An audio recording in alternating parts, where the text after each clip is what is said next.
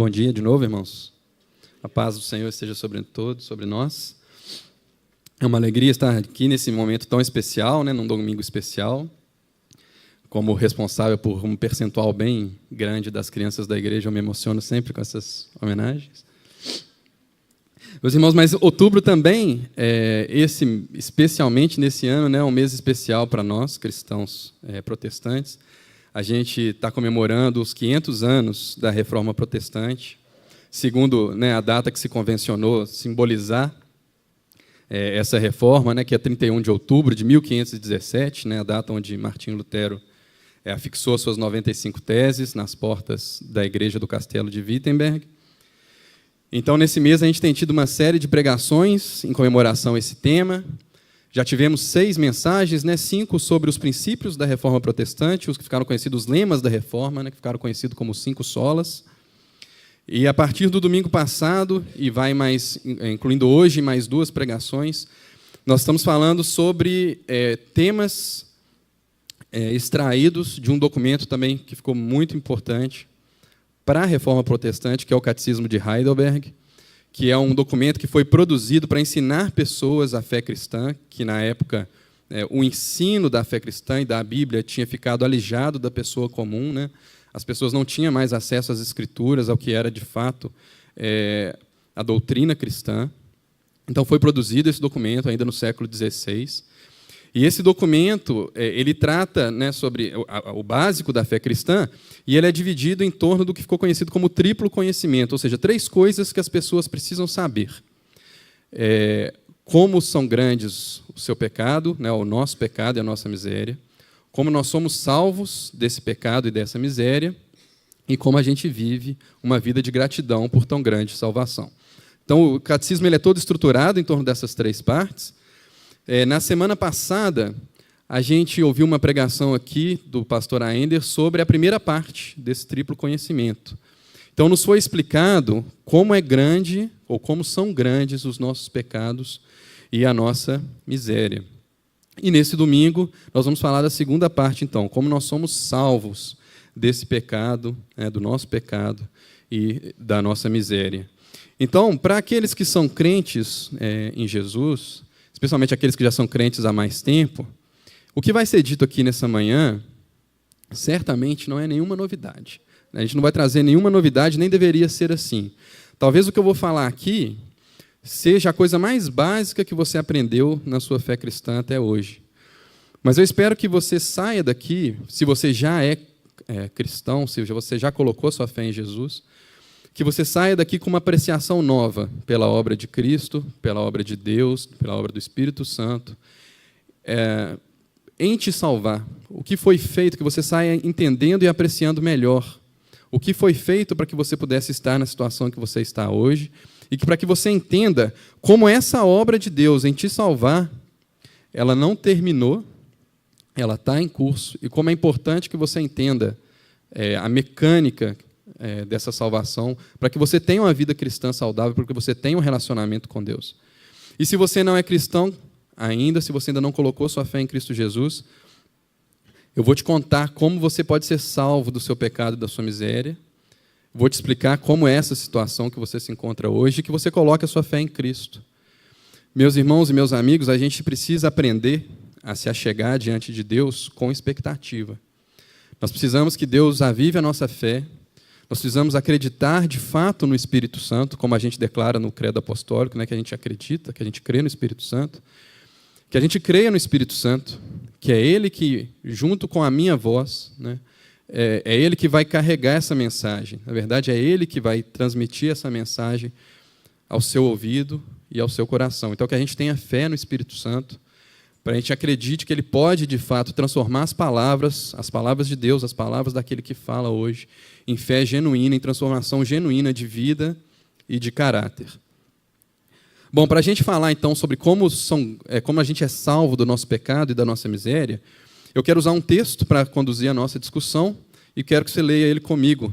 Peço que você abra sua Bíblia em Tito, Epístola de Paulo a Tito, capítulo 3.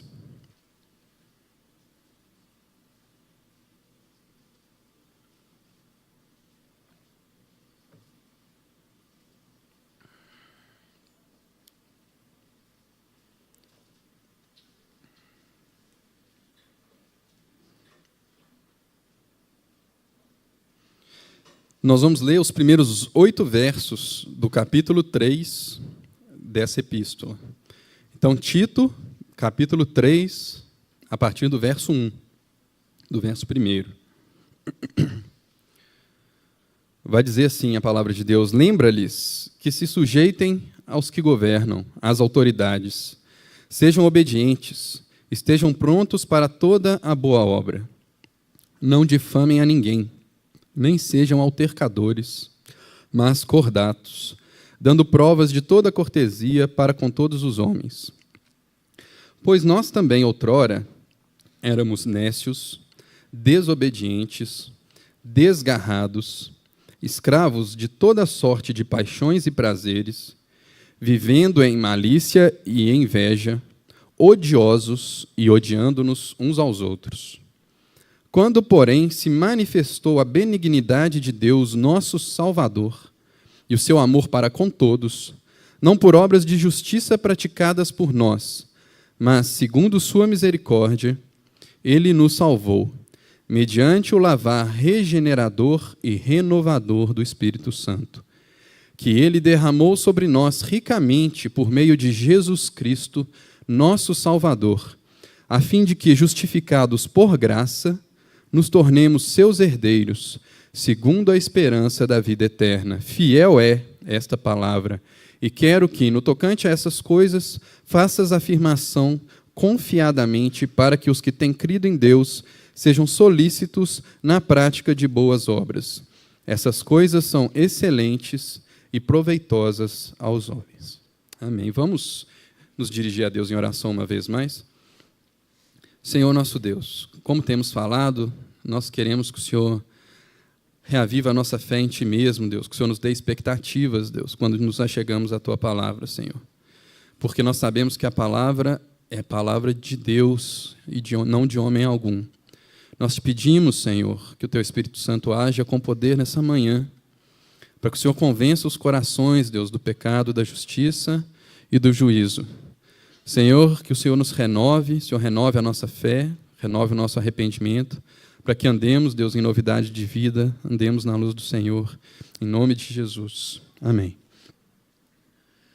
Pessoal, então vamos usar essa epístola de Tito, então, né, esses versos da epístola de Tito, para guiar o nosso raciocínio, para guiar a nossa discussão, lembrando que o nosso objetivo, então, é entender a salvação, do que se fala quando se diz, então, que nós somos salvos de uma situação de pecado e de miséria. Para dar um pouquinho de contexto, então, da nossa passagem, a epístola de Tito é uma epístola paulina, né? Paulo escreve essa epístola direcionada a Tito, que era um dos seus colaboradores, um dos colaboradores do seu ministério. Se você ler lá depois, com calma, lá no capítulo 1 dessa epístola, você vai ver que Paulo envia Tito, ou deixa Tito, em Creta, né, uma província, uma cidade da Grécia, para que Tito colocasse em ordem algumas coisas daquela igreja. Esse era o costume de Paulo, né? Ele chegava numa cidade, ele constituía ali uma igreja, constituía presbítero sobre aquela igreja, então ele ia para a próxima. Lá em Creta, ele pede que Tito termine de fazer a constituição daquela igreja.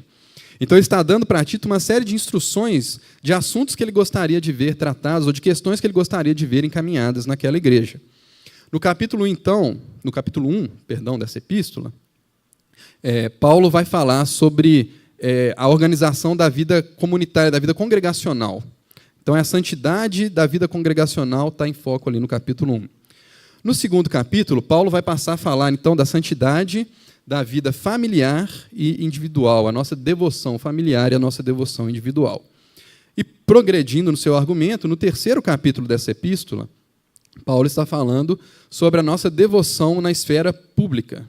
Então, como que os crentes se relacionam com as autoridades e com o público em geral, com as outras pessoas na vida cotidiana. Então, ele vai começar esse capítulo 3, para tratar desse assunto, dando uma série de admoestações, falando assim, olha, lembra-lhes. Então, quem é esse lhes? Né? Quem são esses eles, né? De que ele está falando? Ele está falando dos crentes cretenses. Trava a língua aí para o pregador. Crentes cretenses.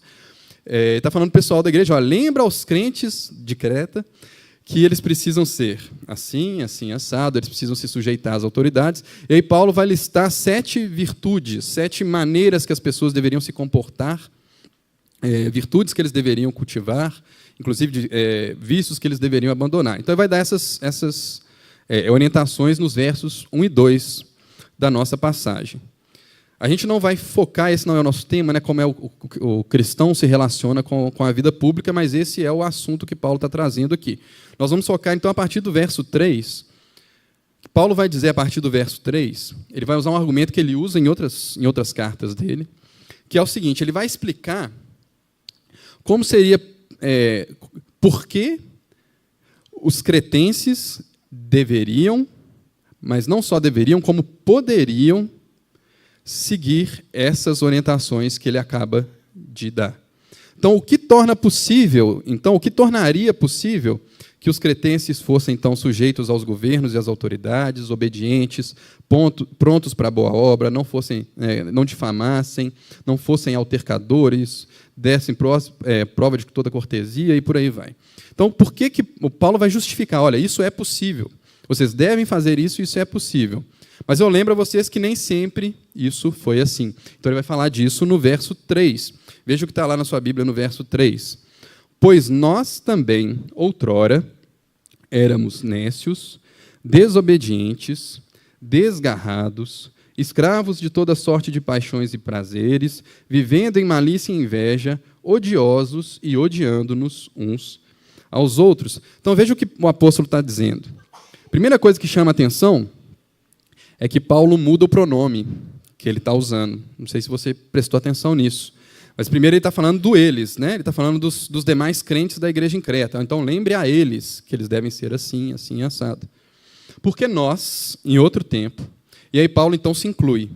Não somente se inclui, mas inclui também a Tito, inclui todos os crentes de Creta e todos os crentes de todos os tempos. Por que é importante você entender esse nós aqui? Porque se você lembrar, né, a gente vai fazer algum link agora com a pregação de domingo passado, a situação de pecado e de miséria de que se falou no domingo passado, ela é uma situação compartilhada por todos os homens, por toda a humanidade. Então o apóstolo Paulo não estava se excluindo, Tito não estava excluído, nenhum cretense estava excluído, e certamente nós não estamos excluídos nessa situação, nesse diagnóstico que o apóstolo Paulo está fazendo aqui no verso 3. Todos nós éramos assim, assim, assim, assim, e não tem nenhum elogio se você olhar aqui nesse verso 3. E é curioso, se você depois fizer esse exercício lá na sua casa, ele lista 7 virtudes, 7 maneiras que eles positivamente deviam ser nos versos 1 e 2. E agora ele lista 7 vícios, 7 maus comportamentos, maus sentimentos, que outrora todos nós estávamos sujeitos. Então é muito claro que Paulo está aqui, obviamente você não precisa pegar vício e virtude e tentar fazer uma correspondência direta, isso não vai ter, mas o fato de haverem 7 nos primeiros 2 versos e 7 aqui no verso 3, mostra claramente que Paulo está querendo mostrar um contraste imenso. Olha, estou te falando que agora você precisa ser 1, 2, 3, 4, 5, 6, 7, mas não se esqueça que antes você era 1, 2, 3, 4, 5, 6 e 7. Então, gente, para eu poder falar, para a gente poder entender como nós somos salvos do nosso pecado e miséria, é necessário que a gente recapitule um pouquinho de como é a nossa situação original, a nossa situação sem Cristo. Eu sei que a pregação de domingo passado teve efeitos, né? Muitos saíram incomodados, né? Mas a gente vai precisar fazer um pouquinho de um flashback, mas eu prometo que será breve, não será tão doloroso quanto talvez tenha sido na semana passada, mas a gente precisa passar por lá para a gente pegar o fio da meada. Então, se você abrir na sua Bíblia, lá em Romanos 3, que foi a passagem de semana passada, você vai ver que isso que Paulo está falando aqui em Tito, capítulo 3, não é mais do que uma repetição. E eu quero ler com você Romanos 3, a partir do verso 10, para estabelecer com vocês essa generalização, essa generalidade dessa situação pecaminosa que Paulo está descrevendo lá em Tito. Então, lê comigo aí Romanos 3, a partir do verso 10. Como está escrito, não há justo nenhum sequer. Não há quem entenda, não há quem busque a Deus. Não há Todos se extraviaram e a uma se fizeram inúteis. Não há quem faça o bem, não há nenhum sequer. A garganta deles é sepulcro aberto, com a língua urdem engano, veneno de víbora está nos seus lábios. A boca eles têm cheia de maldição e de amargura. São seus pés velozes para derramar sangue. Nos seus caminhos há destruição e miséria. Desconheceram o caminho da paz. Não há temor de Deus diante dos seus olhos.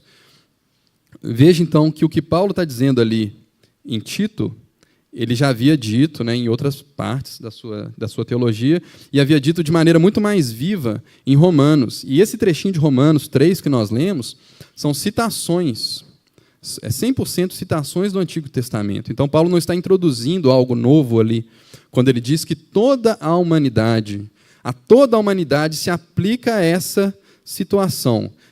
Toda a humanidade, em algum tempo,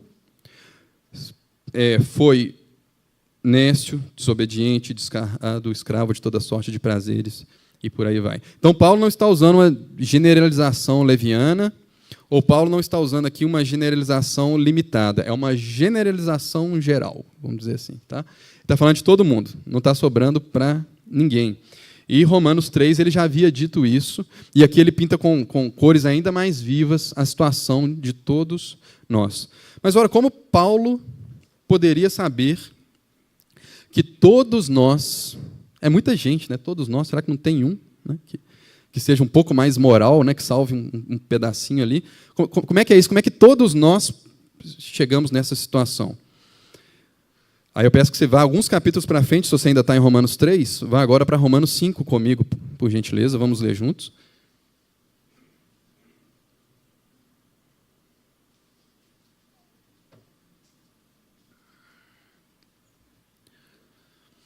Romanos 5, nós vamos ler só 3 versos aqui, mas é um capítulo que vale a pena você se debruçar sobre ele. É uma passagem bastante conhecida, a partir do verso 12. Paulo vai explicar como é que todos nós chegamos nessa situação.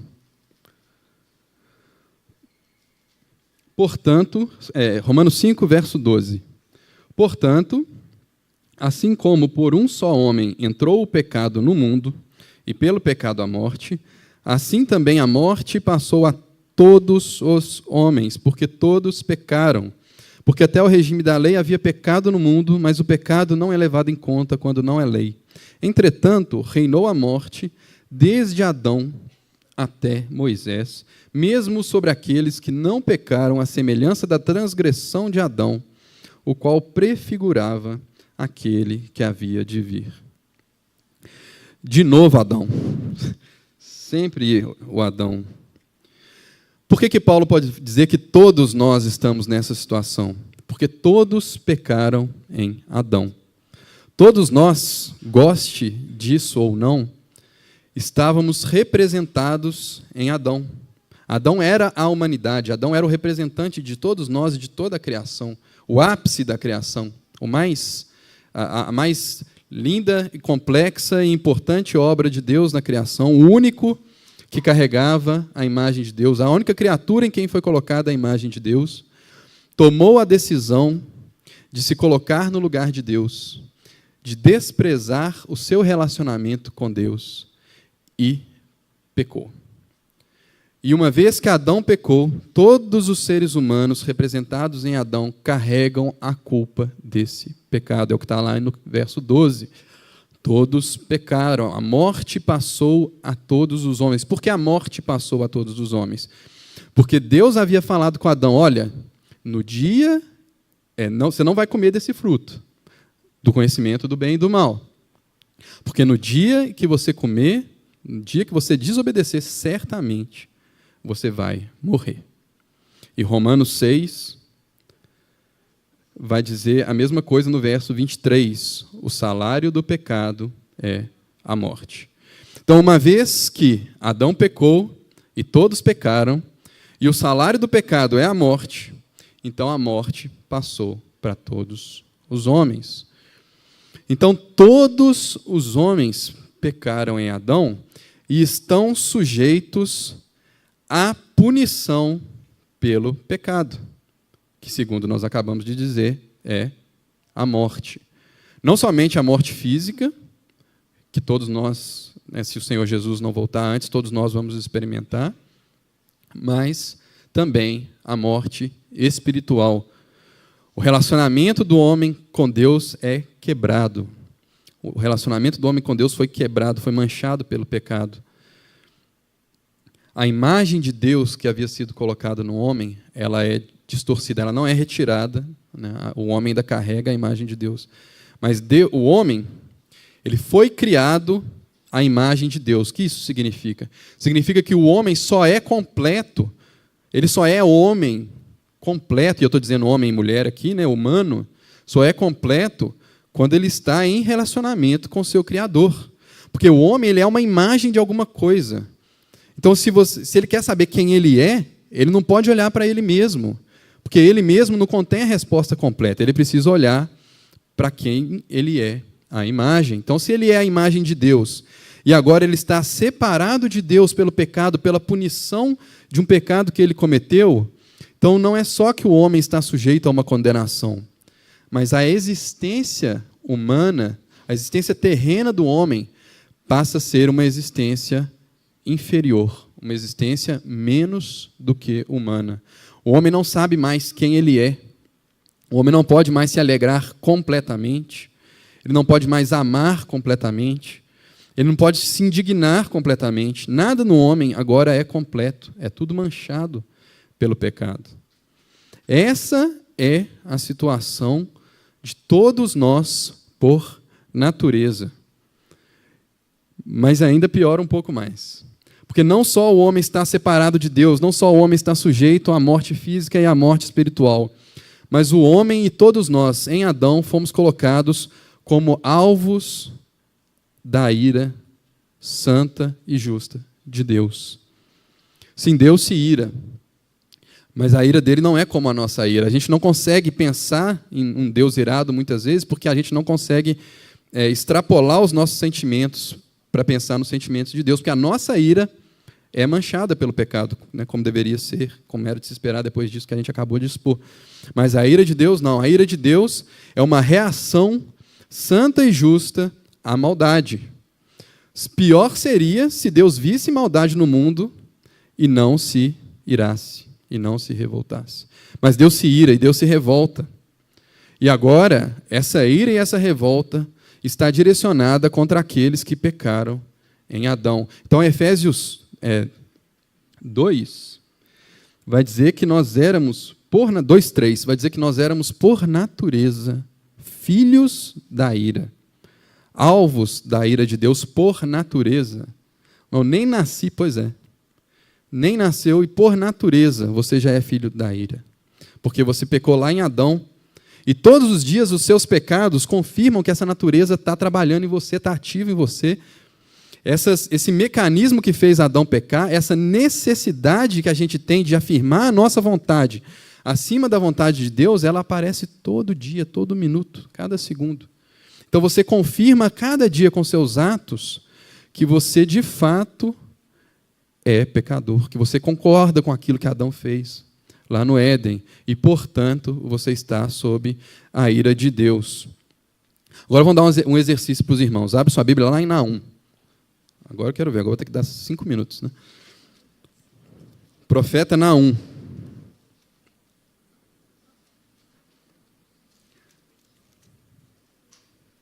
Eu falei, mas eu também não tenho essa destreza toda não, então tem que dar uma folhada aqui.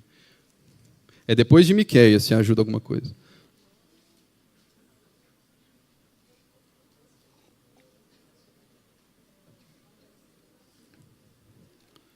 Naum, profeta Naum, capítulo 1, nós vamos ler a partir do verso 3. Veja só de quem é a ira que você se fez alvo. Olha com quem que você foi mexer. Olha aqui, verso 3.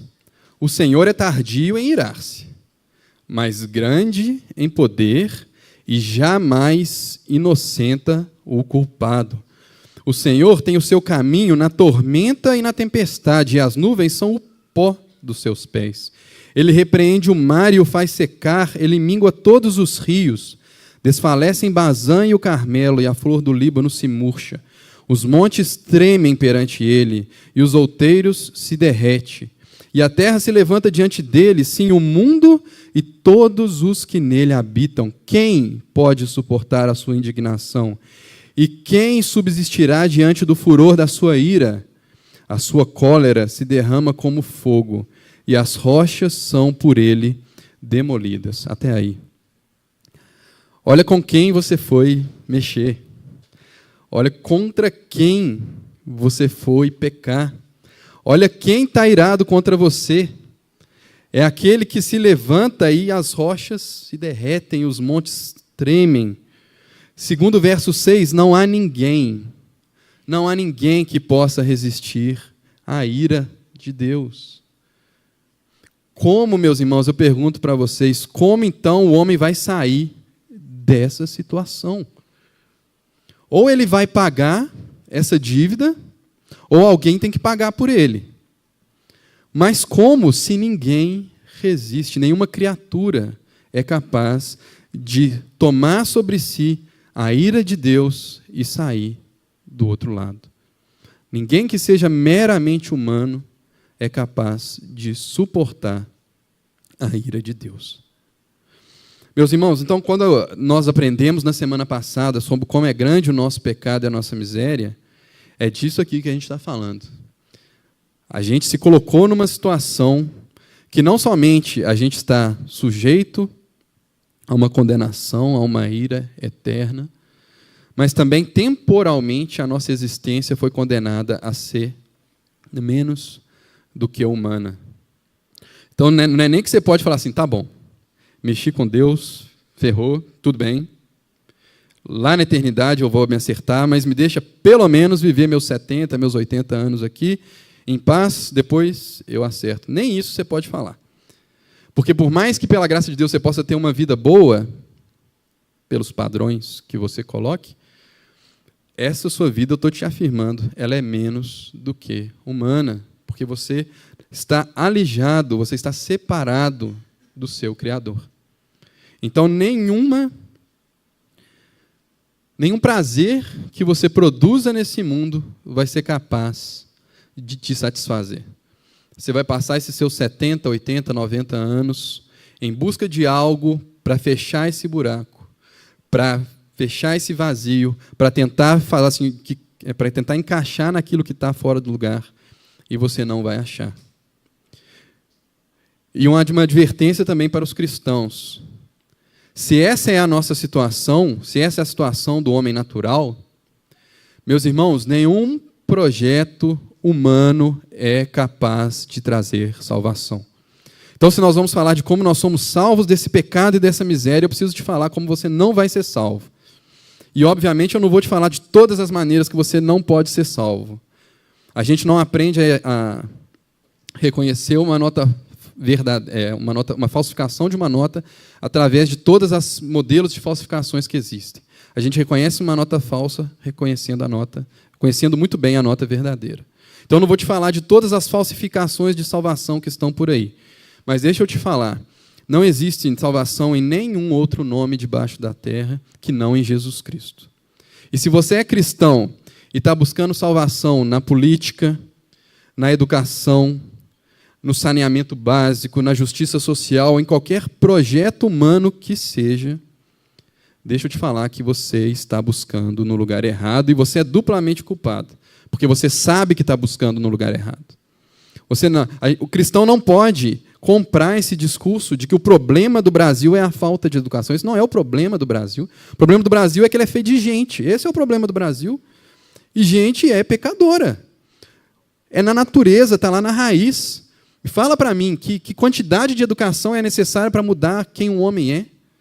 Para fazer um pepino virar pimentão? Gente, você pode educar o ser humano tanto que for. Você pode pegar o porquinho, tirar ele da lama, dar banho, você pode botar lacinho, você pode botar perfume, você pode chamar ele de Peppa Pig, ele vai voltar para a lama. Essa é a natureza do porquinho. Meus irmãos, não adianta a gente dar educação, justiça, saúde. Não estou dizendo que essas coisas são más. Não estou dizendo que a gente não deve dar essas coisas. Mas se você coloca a sua esperança nessas coisas, se você acha que é isso que vai resolver, meu irmão, você está indo contra o que a Bíblia te diz que é o problema da humanidade. Você está discordando da Bíblia qual é o pecado e qual é a miséria da humanidade.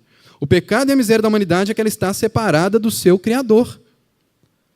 Agora, afinal de contas, como a gente vai ser salvo? Então, como é que a gente sai desse buraco que a gente se enfiou antes mesmo da gente nascer? Vamos voltar para Tito lá, então, que Paulo vai nos dizer.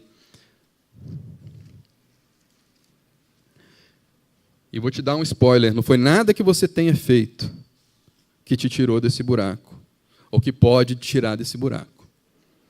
Porque no verso 4, tem um grande porém ali, ó, você fala lá no verso 4, quando porém, então nós éramos em outro tempo, assim, assim, assado, e não tem nenhum elogio lá, como eu disse. Quando porém se manifestou a benignidade de Deus, o nosso Salvador, e o seu amor para com todos, aí sim, aí pode ter salvação. Porque se o homem se enfiou nesse buraco e ele não é capaz de sair porque ele não suporta a ira de Deus, ele é manchado pelo pecado, é impossível que ele viva uma vida de obediência reta a Deus e agrade a Deus perfeitamente, para desfazer aquilo que Adão fez. Então, se Deus não quiser salvar, meus irmãos, minhas irmãs, meus amigos, acabou. E Deus não estaria sendo injusto, Deus não estaria sendo menos santo, Deus não estaria sendo menos bondoso, se Ele tivesse decidido que Ele não salvaria ninguém. E é isso que você precisa entender. Porque quando Deus decide salvar, o que Ele manifesta é a sua benignidade e o seu amor para com os homens. E Ele faz isso de forma soberana, e a gente precisa resgatar a soberania de Deus, a palavra soberania de Deus. Deus não tinha absolutamente nada, nem ninguém, que pudesse compeli-lo na direção do ser humano. Deus manifestou quem Ele é. E graças a Deus, Ele é benigno, Ele é amoroso. Esse é o caráter de Deus. Deus é amor. Isso, meus irmãos, é quem Ele é. Ele poderia não ser, mas Ele manifestou que é isso que Ele é. E essa manifestação, meus irmãos, é a palavra que está aqui, uma palavra que muitos gostam e conhecem, que é epifania. Deus deu a conhecer. Deus deu a conhecer o seu amor e a sua benignidade. Como que Ele deu a conhecer o seu amor e a sua benignidade? Ele se encarnou em Jesus Cristo. Um homem precisava pagar aquela dívida, porque foi um homem que havia feito a ofensa. Mas esse homem, que mera criatura, não poderia resistir ao castigo da ira de Deus. Então o próprio Deus se encarna. Então a divindade assume a natureza humana sem abrir mão da sua divindade. Então aquele homem perfeito, Jesus Cristo, também era Deus perfeito, 100% homem, 100% Deus. E aí Ele pode agora suportar o derramar da ira de Deus em nosso favor. Então esse homem perfeito, sem pecado, ele vive uma vida de obediência perfeita, uma vida que agrada completamente ao Criador dos seus 33, como se cuida, anos de vida, ele vive uma vida de obediência perfeita. Ele faz aquilo que Adão não fez. Onde Adão caiu na tentação contra Satanás, Adão cai. Jesus Cristo é tentado por Satanás e sai fortalecido, Satanás sai envergonhado. Então, aquilo que Adão não fez, Jesus Cristo fez. Então, aquilo que nós fizemos em Adão, que foi desobedecer a Deus, agora existe uma possibilidade. Agora, se nós estivermos em Cristo, então, da mesma forma como Adão pecou e eu fui sujeito ao pecado e pelo pecado à morte, assim também, se Jesus obedecer e eu estiver em Jesus, então, pela obediência de Cristo, eu posso agora receber vida. Então, veja como Paulo vai descrever isso aqui em Tito. Ele vai dizer que o amor de Deus, então, se manifestou na benignidade de Deus, nosso Salvador. Então, nós precisávamos, meus irmãos, de salvação. O seu amor para com todos, o seu amor para com os homens, não por obras de justiça praticada por nós, ou como talvez seria uma melhor tradução, não por obras praticadas em um estado de justiça, porque não era nesse estado que nós estávamos, mas segundo a sua misericórdia, Deus foi misericordioso para conosco. Ele nos salvou mediante o lavar regenerador e renovador do Espírito Santo. Interessante essas duas palavrinhas. Interessante que aparece uma outra pessoa da Trindade aqui. Então, a Trindade é como nós entendemos, é como Deus é, como Ele se revela a nós. 3 pessoas, um só Deus em 3 pessoas. Deus Pai, Filho e Espírito Santo. Então, Deus Pai decide salvar. Ele manda o seu Filho, Deus Filho se encarna como homem perfeito. E Ele vive uma vida de obediência e sofrimento em nosso favor. E agora o Espírito Santo torna essa salvação possível e acessível aos homens. Como?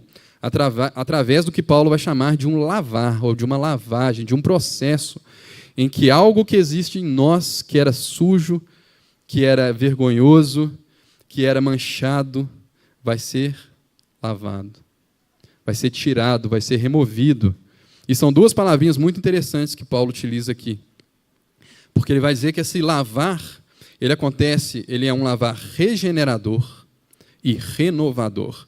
A parte do regenerador é literalmente uma nova gênese, um novo nascimento.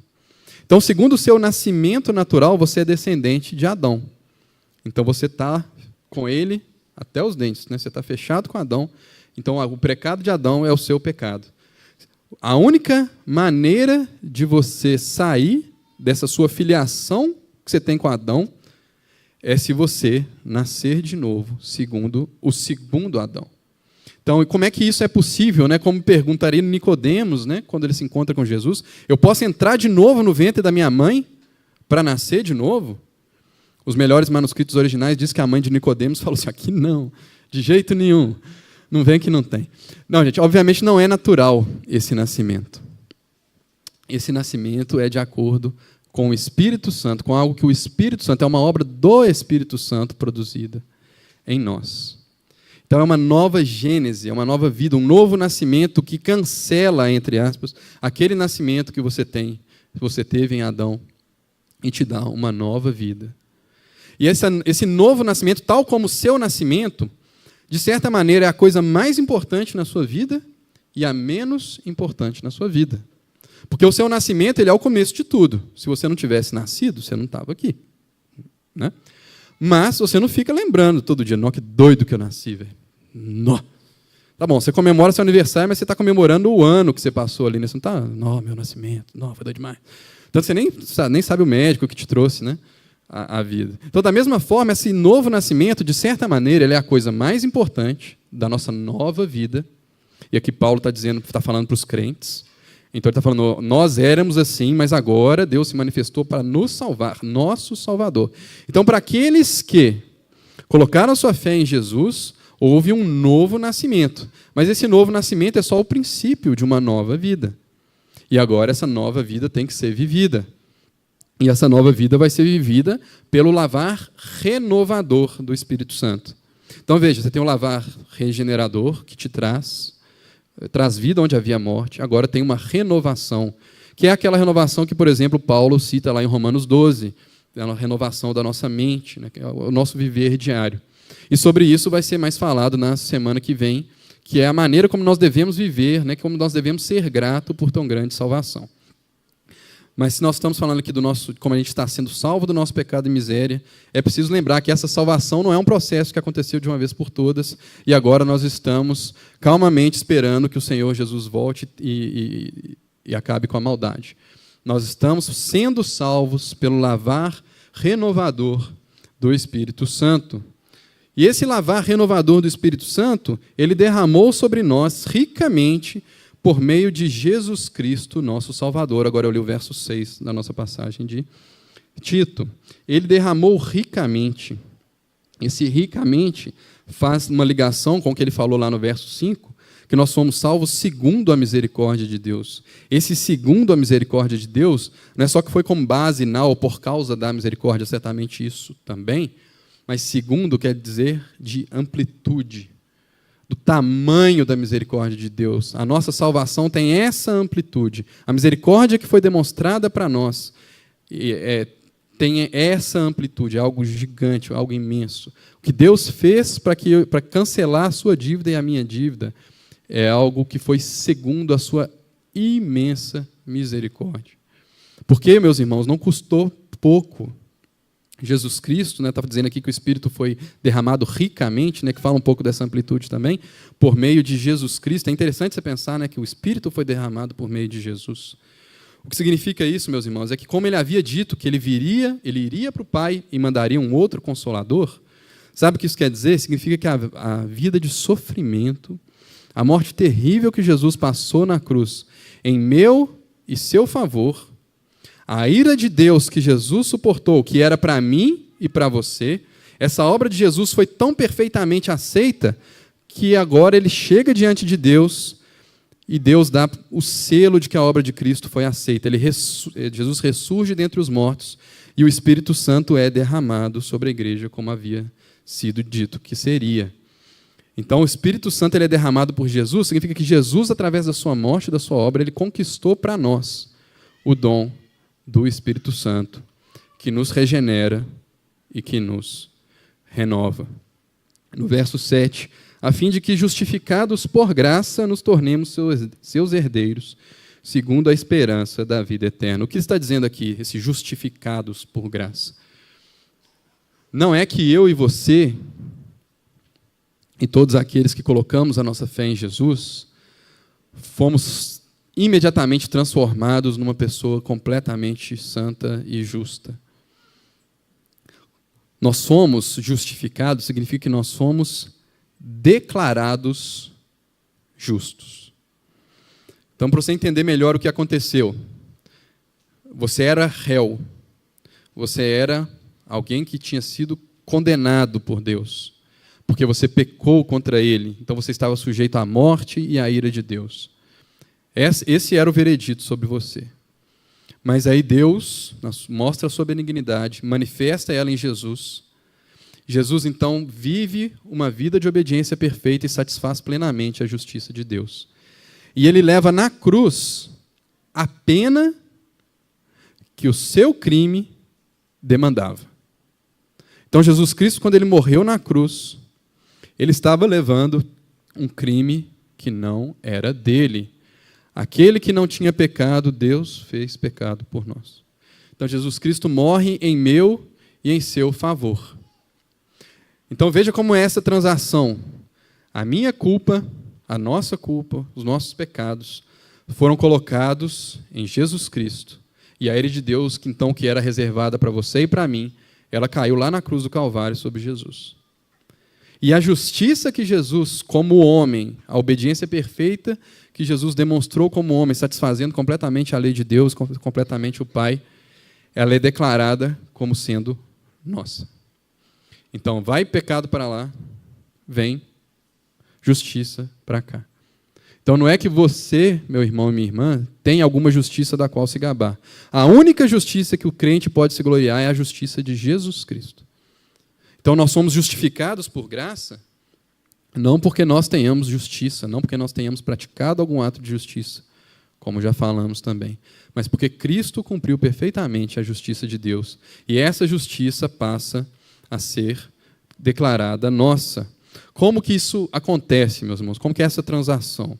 Paulo aqui em Tito não vai dizer, mas ele vai dizer em, por exemplo, Atos capítulo 20, verso 21. Peço que você abra comigo.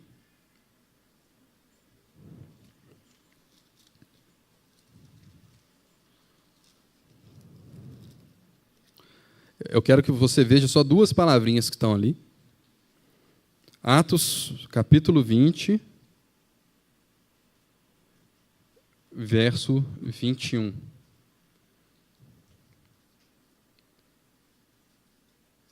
Eu vou ler só a partir do 19, só para não ficar muito solto, mas o nosso foco é o 21, tá? Então, Atos 20, 19. Servindo ao Senhor com toda humildade, lágrimas e provações que pelas ciladas dos judeus me sobrevieram, isso é Paulo falando, tá? Jamais deixando de vos anunciar coisa alguma proveitosa e de vos ensinar publicamente e também de casa em casa, testificando tanto a judeus como a gregos o arrependimento para com Deus e a fé em nosso Senhor Jesus Cristo.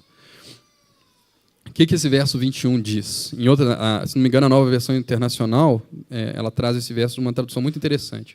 Ele fala que Paulo testificou para judeus e gregos que eles necessitavam se arrepender e colocar para com Deus e colocar a sua fé em Jesus Cristo. Então, eu queria que você visse essas duas palavrinhas: arrependimento e fé. Então, ok, Deus se manifestou na história, Jesus se encarnou para levar o pecado de muitos, ele leva a ira de Deus na cruz, ele torna possível a salvação dos pecados, ele assegura a salvação daqueles por quem ele morre. Mas como que isso se torna verdade para mim? Como eu sou salvo dos meus pecados e da minha miséria? Com essas duas palavrinhas: arrependimento, que é uma mudança de mentalidade, uma mudança de atitude em relação aos meus pecados, em relação a como os meus pecados me afetam o meu próximo, mas principalmente como eles afetam a Deus, e fé. Eu preciso colocar a minha fé. Fé é uma confiança. Fé é uma confiança, é um concordar com o conhecimento que se tem e uma confiança de que Deus, de fato, tem poder para te salvar. Então, essas duas palavrinhas precisam estar presentes para você poder dizer que você, de fato, é salvo do seu pecado e da sua miséria. Porque, de outra sorte, Jesus morreu para os outros e não para você. Você precisa se arrepender dos seus pecados. Você precisa se arrepender da sua atitude para com Deus, para com o seu próximo e para consigo mesmo. E você precisa colocar a sua fé em Jesus. Você precisa crer que o sacrifício de Jesus é suficiente, que Jesus é Deus encarnado, que sofreu um castigo que era seu. Você precisa colocar a sua fé em Jesus e confiar que Deus, em Jesus Cristo, estava reconciliando consigo mesmo todas as coisas. A ira de Deus já foi derramada, Jesus já suportou em nosso favor. Para aqueles que estão em Jesus, a ira de Deus já foi derramada. Para aqueles que não estão em Jesus, existe uma expectativa de condenação. Existe uma expectativa de um derramamento eterno da ira de Deus. Como que você escapa? Como que você é salvo? Arrependimento e fé. E para nós que já estamos em Jesus, eu quero lembrar o que Paulo diz lá em Colossenses, capítulo 2, verso 6. Assim como recebestes a Jesus Cristo, assim também andai nele. Então, arrependimento e fé não é algo que você demonstrou em algum momento na sua vida cristã, lá quando você aceitou a Jesus. Arrependimento e fé são virtudes, são comportamentos que você cultiva e você deve mostrar constante e diariamente para você, de fato, ser salvo pelo lavar renovador do Espírito Santo de Deus. Meus irmãos, voltando aqui então para Tito, só para a gente fechar, essa é a base de toda a ética da vida cristã. Toda a ética da vida cristã se baseia na bondade e na graça de Deus. Porque tal como os cretenses ali, o que foi tornado possível para nós, né, se é possível hoje ter uma vida pública, uma vida congregacional, uma vida familiar e individual em santidade, é simplesmente por causa da graça. Então, se você vive uma vida como se você fosse melhor do que alguém, como se você merecesse mais do que alguém, você não entendeu propriamente como é que você foi salvo. E você tem que orar para Deus com arrependimento e fé, para que Deus te mostre. A graça é o fundamento da ética cristã. Porque você recebeu graça, você pode se comportar de determinada maneira, de maneira que agrade o nosso Senhor Jesus Cristo e o nosso Deus. Amém? Vamos orar? Senhor nosso Deus, nós te agradecemos, porque em Jesus Cristo, aquilo que nós não podíamos fazer, aquilo que nós não podíamos conquistar, posto que nós somos pecadores, entregues, Deus, ao nosso pecado, miseráveis, em Jesus Cristo foi alcançado, Deus. Cristo levou sobre si todas as nossas iniquidades. Ó Deus, nós queremos te pedir ajuda, Deus. Nós queremos te pedir ajuda porque nós precisamos ver que o castigo que foi dado a Jesus Cristo, na verdade, era nosso. Era nós que merecíamos, Senhor. Somos nós que somos dignos de ser alvos da sua ira, e não Jesus. Mas Jesus Cristo é digno de receber honra, glória e louvor, porque Ele alcançou para nós essa salvação. Essa salvação que foi a manifestação da tua benignidade, do teu amor perfeito para com os homens. Nós te agradecemos pela obra do Espírito Santo que torna real esse lavar regenerador, esse lavar renovador do Espírito Santo. Te agradecemos, Deus, que aquilo que nos foi herdado, essa maldição que nos foi legada por nascimento, agora, Deus, uma nova vida, uma vida eterna, nos é legada também por nascimento, mas não no primeiro Adão, no segundo Adão. Ó Senhor, que meus irmãos sejam tomados, Deus, pelo Espírito Santo nessa manhã, que o Espírito Santo haja no coração deles, com arrependimento, avivando a fé dos meus irmãos, Deus, a minha fé, o meu arrependimento, para que estejamos juntos, Deus, caminhando, Deus, assim como recebemos a Cristo, possamos também andar nele. Deus, se existe alguém entre nós, Deus, que ainda não colocou sua fé em Jesus Cristo, ó Senhor, que o teu Espírito Santo fale ao coração, Deus, que o Senhor traga salvação nessa manhã, Deus, para essa pessoa, que ela veja a sua situação, que ela veja a grandeza do nosso Salvador, a grandeza do teu amor e da tua benignidade, Deus, e que as pessoas respondam em fé, Deus. Em nome de Cristo Jesus, essa é a nossa oração. Amém.